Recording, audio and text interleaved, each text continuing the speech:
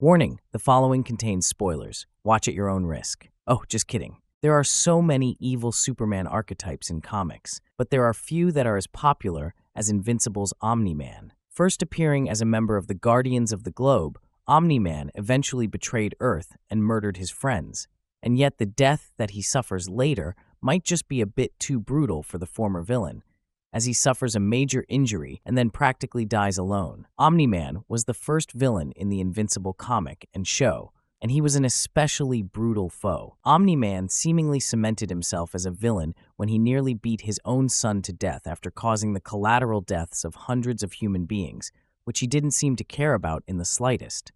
But Invincible is a very long story with well over 100 issues, and over time, Omni-Man seemingly earned his redemption. While he started out as a monster, he didn't stay that way, which calls into question if he truly deserved his horrific death, as seen in the pages of Invincible No. 141 by Robert Kirkman and Ryan Ottley.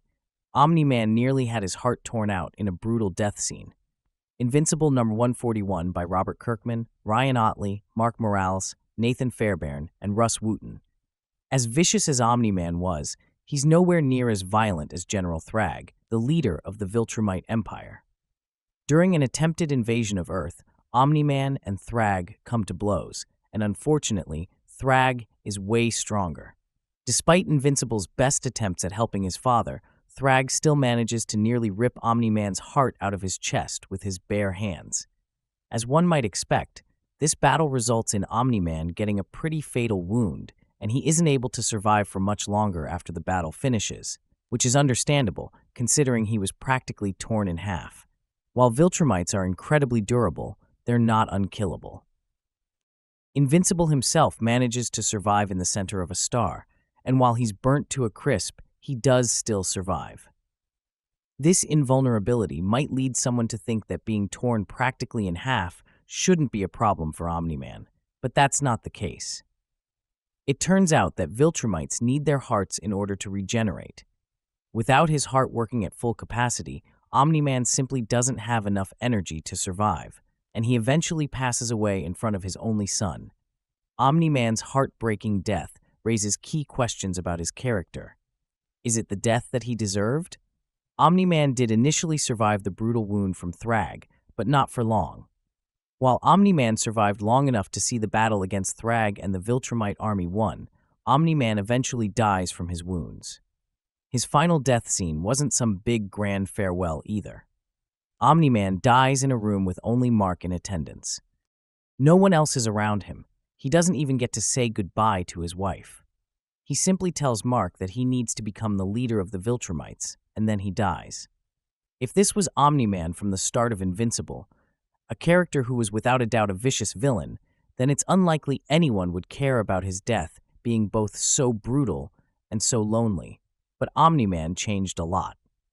Invincible ran for many years, and Omni-Man was a recurring character throughout the entire series. He had plenty of time to grow as a character, and he did. Instead of just being the Viltrumite warrior he was born to be, he managed to grow into someone who legitimately cared about humanity and his family. Omni-Man's death in Invincible is painfully understated, one of the best scenes in the long-running series. It would be one thing if Omni-Man died surrounded by his wife and family, but he practically died alone, just lying in a bed with only Mark, who was also badly disfigured, there to talk to him. Mark begs him to survive, and Omni-Man simply can't, dying after requesting that Mark take over the Viltrumite Empire for the betterment of the universe. It's a remarkably sad and underplayed death, especially after the gruesome wound that he just suffered at the hands of Thrag. While it's nice that he survived to see the end of the conflict, it's strange that he wasn't given a scene with more grandeur. Not every character can have a glorious death that truly gives the character a send-off, but Omni-Man was in the comic from the very start. It seems that out of anyone, he deserved a death that was a little more complete. He didn't get to say goodbye to Debbie, and he and Mark didn't really get to resolve the issues that they had with each other. But that might just be the point of it. After everything they fought for, there isn't really a place for Omni-Man in this world anymore. He doesn't get the big warrior send-off, just Mark's realization that his dad isn't invincible. Thanks for watching.